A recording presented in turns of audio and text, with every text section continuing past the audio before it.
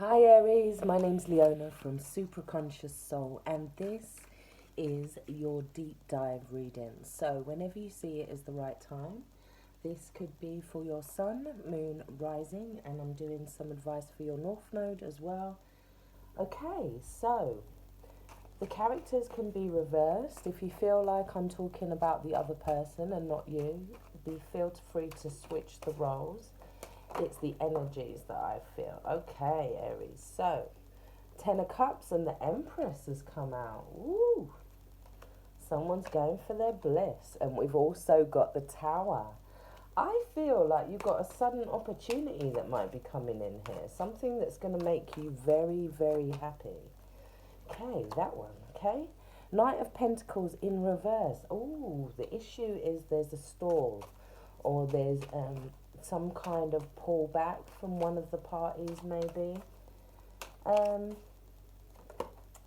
Okay.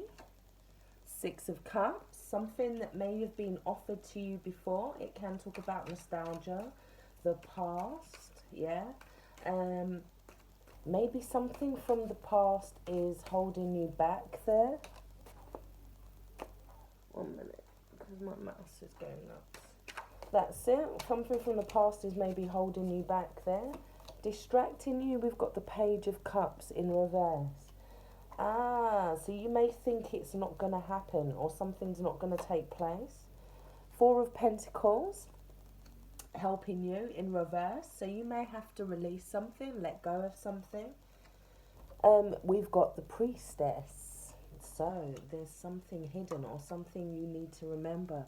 Ooh, the Moon. I feel with the Priestess and the Moon, and then, we got the Star in reverse. Right. Underneath the deck, we got the Knight of Wands. This is you needing to be courageous. Yeah? This is you needing to face your fears. This is about communication or messages about moving forward, whether that's physically or or in your career. Maybe you're moving home, or maybe there's a stall around moving home, I'm feeling here perhaps. Or it could be for some of you entrepreneurs as well, that you're needing to kind of take charge of something. Follow your dreams, follow your desires, yeah? You have got reaching for your dreams here. I did pull out your oracle cards to save some time. You've got reaching for your dreams and go for it. So I feel like there's this push-pull energy between something that you want. Either it's you holding yourself back physically or feeling like maybe because of what's going on at the moment that it's come to a complete halt. Maybe you feel like that you're not going to get it. Maybe that you got a sudden offer and now you're wondering if it's going to stay that way. For some of you, okay, you might have to make a decision that's kind of now. You may have to kind of make a decision, yeah? But it feels fearful here. It feels like there's a lot of eyes on you. There's a lot of people watching. There's a lot of mountains to climb here. Maybe you feel like there's a lot of people watching you climb this mountain. Maybe for some of you, you got offered something and then this kind of took place, and then with all this stuff going on in the world at the moment, and then it kind of brought something to a halt, yeah? Now, let's have a look. What I want to do straight away is clarify this Star card. So I'm going to put the Knight of Wands there, because that was the shadow energy. So the shadow energy is telling you to go, yeah? It's saying that here, if you have a look, he's got a key and a chest here, yeah?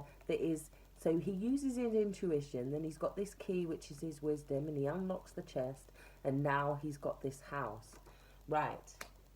So, whatever you are hoping for at this time, and you feel like it's not going to go your way, I feel like it is. However, there needs to be some tweaks. Three of Swords. Oh, so there's a truth that needs to be faced with the Star card in reverse. A painful truth. And it may feel like something's not fair. Oh, right. Let's have a card for the Moon. Four of Wands. That's about a celebration. Maybe you're keeping a celebration hidden. Maybe you're not allowed to speak of it here. Or maybe it's not quite going the way you'd hoped here with the Two of Cups and the King of Swords. Okay, let's have a look. So, we have the romance angels telling you, keep an open mind. Your soulmate may differ from your usual type or expectation. Okay, so for some of you, I feel like, I just feel like there's this thing where you feel like you're not going to get it. Somebody may want an opportunity, but they may fear that they're not going to get it. And that may be restricting them right now. Yeah? Because here, with the Two of Cups here and the King of Swords, he's actually doing a kamikaze. Yeah? I feel like there's some kind of maybe self-sabotage there. Yeah?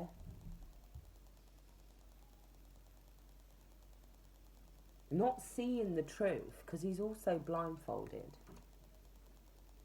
So you're needing to keep an open mind. Maybe something isn't going to work out in the way you expected. Yeah? Now, we've got Eve, which talks of abundance, balance. Yeah? Trying to find that harmony. Being pulled to what you love. I also get the first woman from this, so it feels like you feel like one of the forerunners, which is very Aries energy, yeah? You feel like one of the forerunners, one of the beginners, one of the starters. It's like, maybe that's why you feel like there's a lot of eyes watching you right now. With the strategy card, the energy card of strategy, 21, okay? It feels here like this 2 and the 1 ain't quite coming together, yeah? Down here. Now, it ain't quite coming together in the way you expected. So this can talk about lack of plans, a halt, delays, not feeling ready, yeah? But I think you need to remain open to sudden things here, yeah?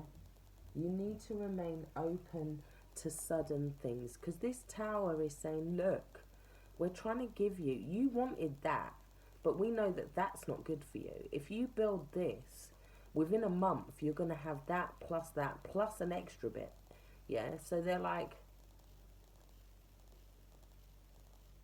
something unexpected comes in, and it feels like it just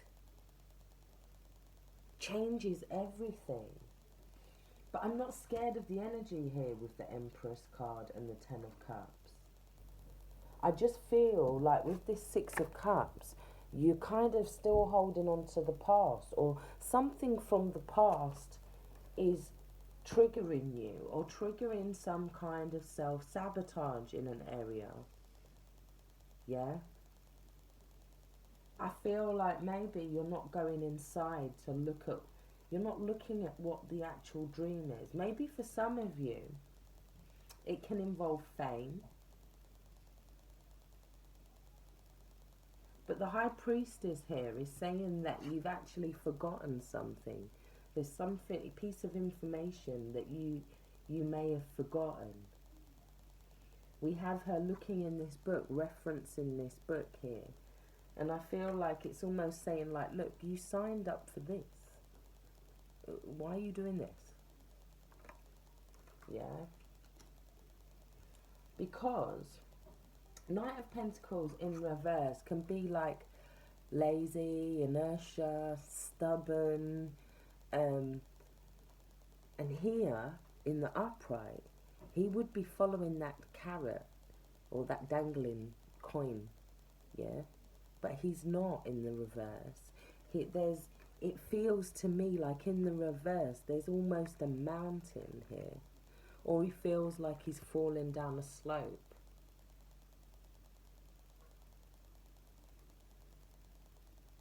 Or maybe somebody feels like it's dangerous. They feel a bit scared.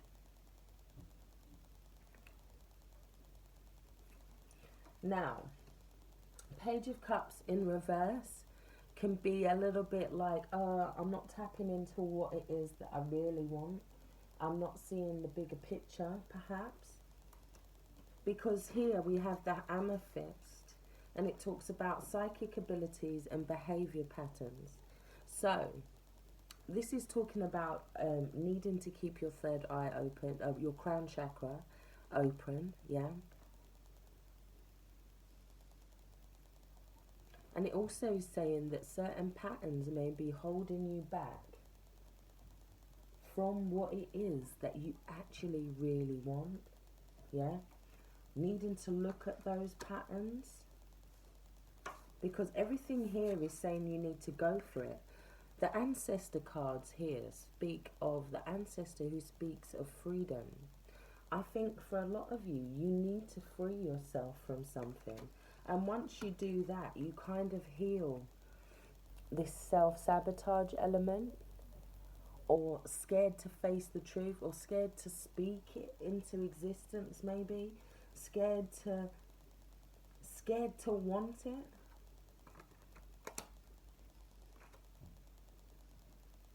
Because the priestess here might mean that you'll go for something lesser rather than face what it is that you actually want. Why are you prepared to take something less? Because we have a celebration that's hidden here, or a reunion that's hidden for some of you. But it could also talk about somebody that's returning home because they're scared to face their dreams. They're scared to go on this journey. They're scared to come out of the water. They're scared to go between the two pillars.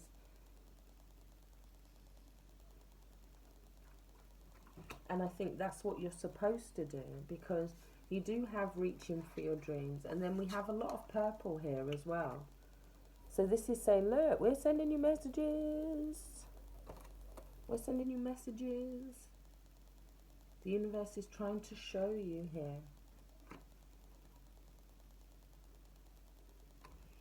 You need to reach for your dreams. What's distracting you as well for some of you could have been some sort of rejection in love. Or maybe for others it just feels like you're not trusting your intuition like you should be. Yeah? Because here we also have the card of Horus. Now it says you are seeing the situation accurately.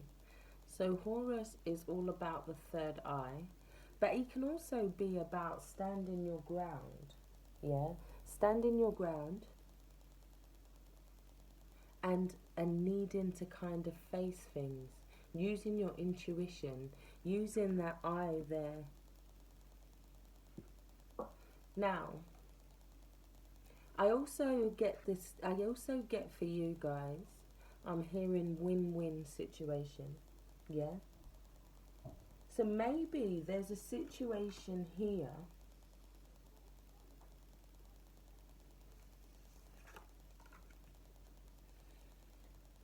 in which something isn't balanced. So I feel like you have to stand your ground, but also balance the situation out at the same time. Yeah? We do have King Solomon here, and he talks about priorities. He's talking about a manifestation, yeah? So something is affecting your manifestation here. And it could just be something internally. Because I feel like for a lot of you here, you have this most amazing idea.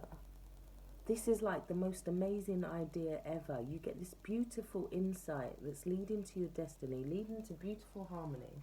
It's the creation of something. And it might have come because of the struggles that we're going through right now. But maybe you didn't see yourself doing that. So now you're kind of like, I don't know.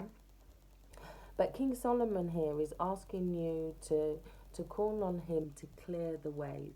He clears spaces. He clears away negative energy as well. Yeah. He also contains demons. So for some of you, I think it's your own internal demons. For others, there could be somebody that's having to face their consequences.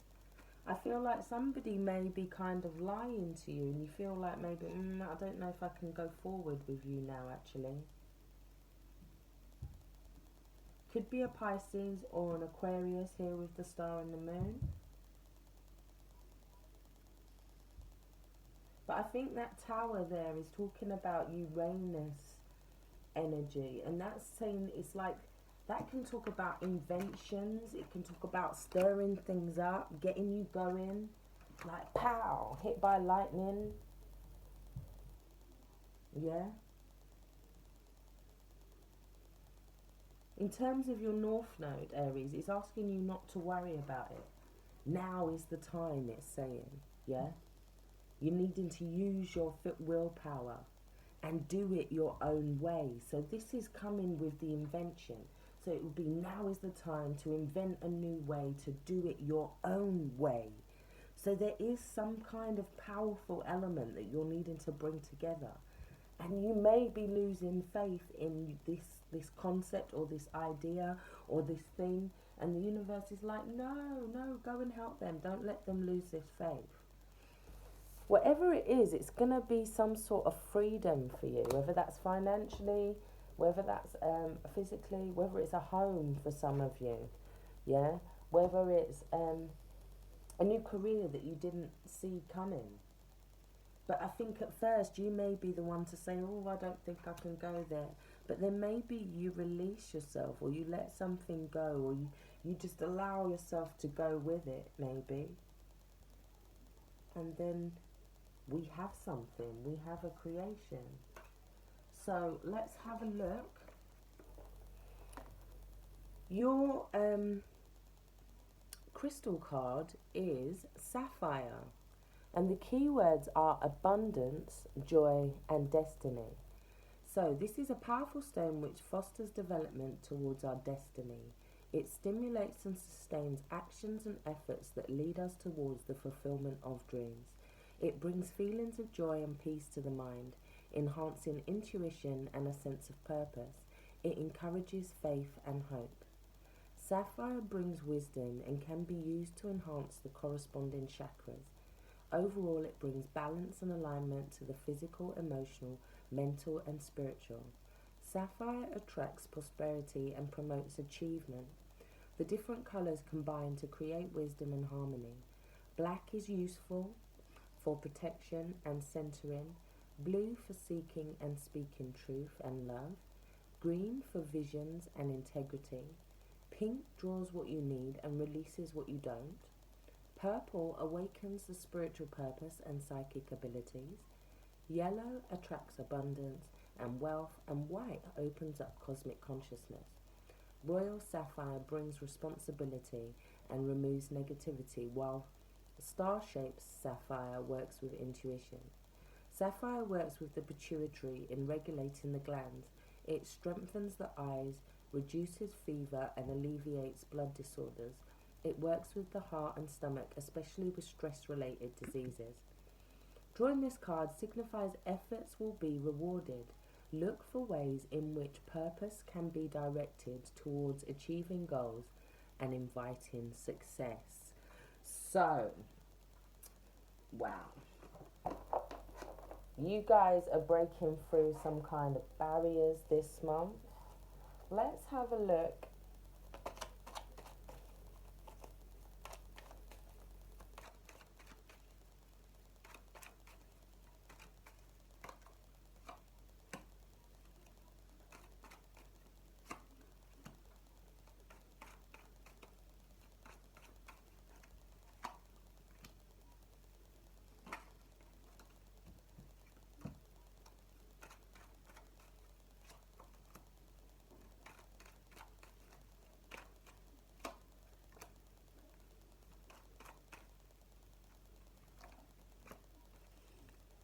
Okay, ladder. So there's some sort of progression, achievement. You're needing to be ambitious.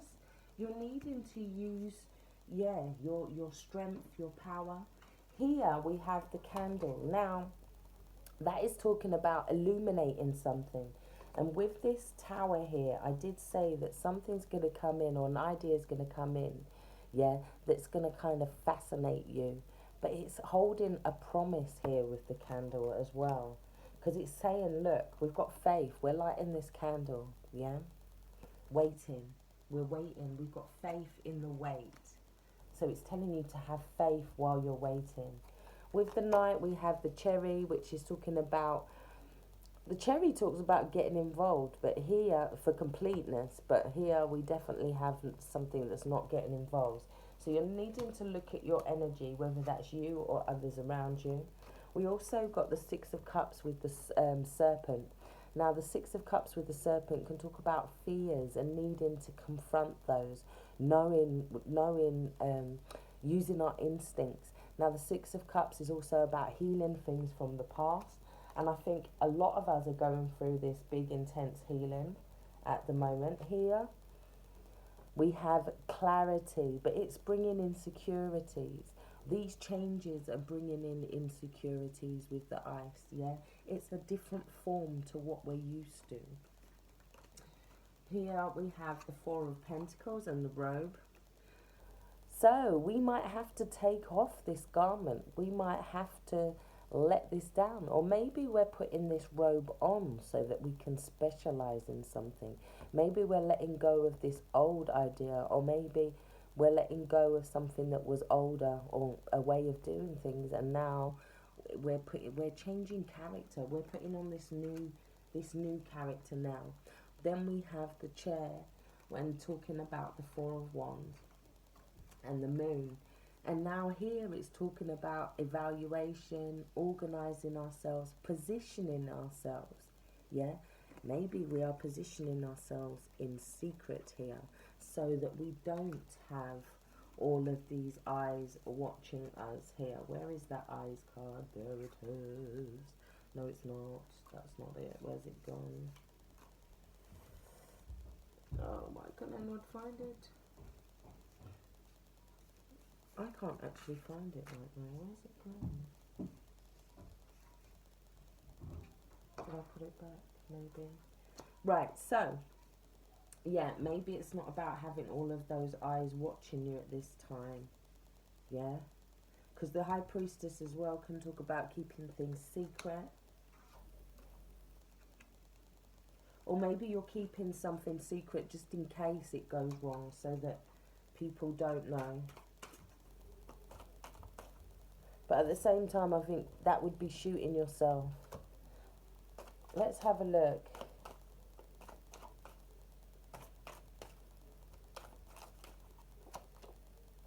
Okay, we got Justice in reverse again. Feeling out of balance. You're needing to balance your masculine and feminine for you guys as well.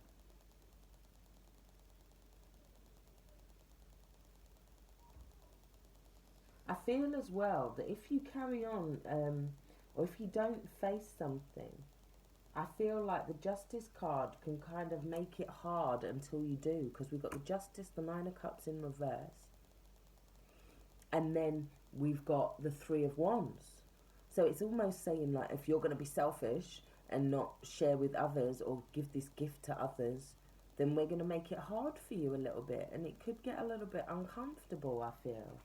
But I feel like that's the universe's unusual way here, Hierophant and the Ace of Swords, Hierophant in reverse and the Ace of Swords, of poking you up the arse to kind of get you moving.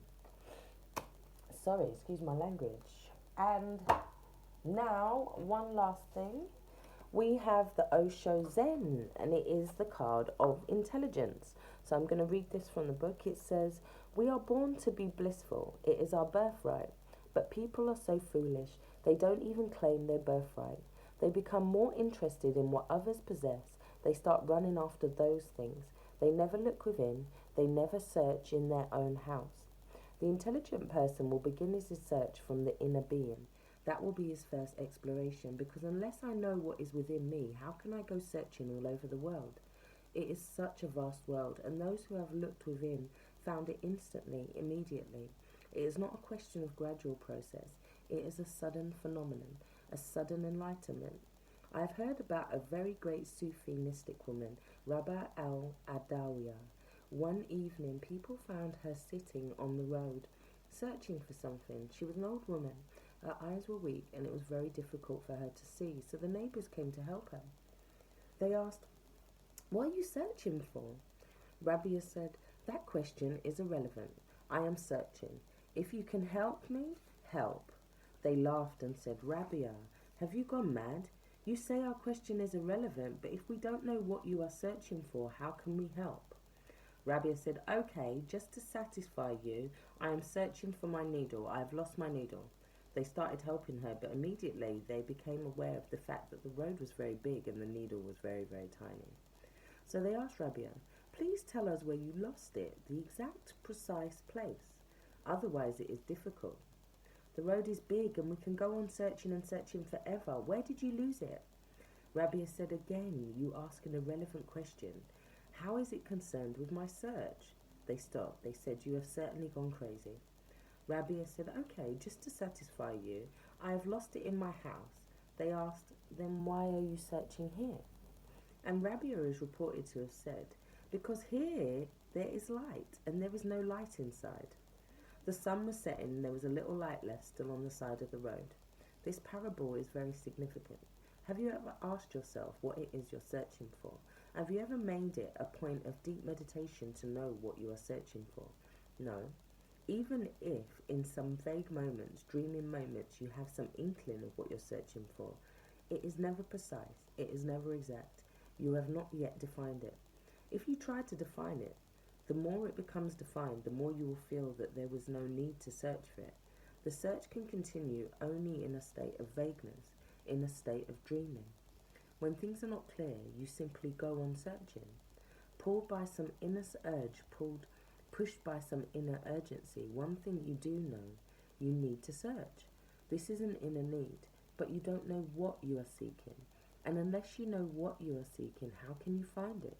It is vague. You think it is in money, power, prestige, respectability, but then you see people who are respectable, people who are powerful. They are also seeking.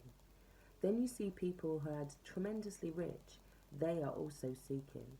To the very end of their life, they are seeking. So richness is not going to help. Power is not going to help.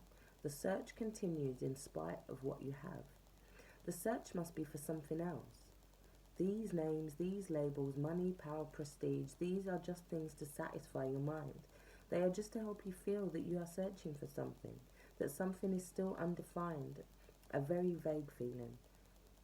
The first thing for the real seeker, for the seeker who's become a little aware, is to define the search, to formulate a clear-cut concept of it. What is it? To bring it out of the dreaming consciousness, to look at it directly, to face it. Immediately a transformation starts happening. If you start defining your search, you will start losing your interest in the search. The more defined it becomes, the less it is there. Once it is clearly known what it is, suddenly it disappears. It exists only when you are not attentive. Let it be repeated. The search exists only when you are sleeping. The search exists only when you are not aware. The unawareness creates the search. Yes, Rabia is right. Inside there is no light, and because there is no light and no consciousness inside, of course, you go on searching outside, because outside it seems more clear. Our senses are all extroverted. The eyes open outwards, the hands move, spread outwards, the legs move to the outside, the cars listen to the outside noises, sounds. Whatever is available to you, all opening towards the outside. All the five senses move in an extrovert way. You start searching there where you feel, where you see, feel and touch. The light of the senses falls outside and the seeker is inside. This dichotomy has to be understood. The seeker is inside, but because the light is outside, the seeker starts moving in an ambitious way, trying to find something outside which will be fulfilling. It is never going to happen. It has never happened. It cannot happen to the nature of things, because unless you have sought the seeker, all your search is meaningless. Unless you come to know who you are, all that you seek is futile, because you don't know the seeker. Without knowing the seeker, how can you move in the right dimension, in the right direction? It is impossible. The first thing should be considered first. If all seeking has stopped and you have suddenly become aware that now there is only one thing to know: who is the seeker in me? What is this energy that wants to seek? Who am I? Then there is a transformation. All values change suddenly. You start moving inwards. Then Rabia is no longer sitting on the road searching for the needle that is lost somewhere in the darkness of one's own inner soul. Once you have started moving inwards, in the beginning, it is very dark. Rabia is right. It is very, very dark, because together you have never been inside. Your eyes have been focused on the outside world. Have you watched it? Sometimes, when you come in front of the road where it is very sunny and there is bright light, then you suddenly come into the house and it is very dark, because the eyes are focused for the outside light. When there is much light, the pupils of the eyes shrink. In the darkness, the eyes have to relax. But if you sit a little while, by and by the darkness disappears. There is more light. Your eyes are settling. For many lives you have been outside in the hot sun in the world, so that when you go in, you have completely forgotten how to readjust your eyes. Meditation is nothing but a readjustment of your vision of your eyes. And if you go inside, it takes time. Gradually, slowly, you start feeling a beautiful light inside. But it is not aggressive light. It is not like the sun. It is more like the moon. It is not glaring. It is not dazzling. It is very cool. It is not hot. It is very compassionate. It is very soothing. It is a balm. By and by, when you have adjusted to the inside, you will see that you are the very source. The seeker is the sought. Then you will see that the treasure is within you, and the whole problem was that you were seeking for it outside. You were seeking for it somewhere outside, and it has always been there within you. You were seeking in the wrong direction, that's all. Wow. So, I really do hope that has helped, Aries.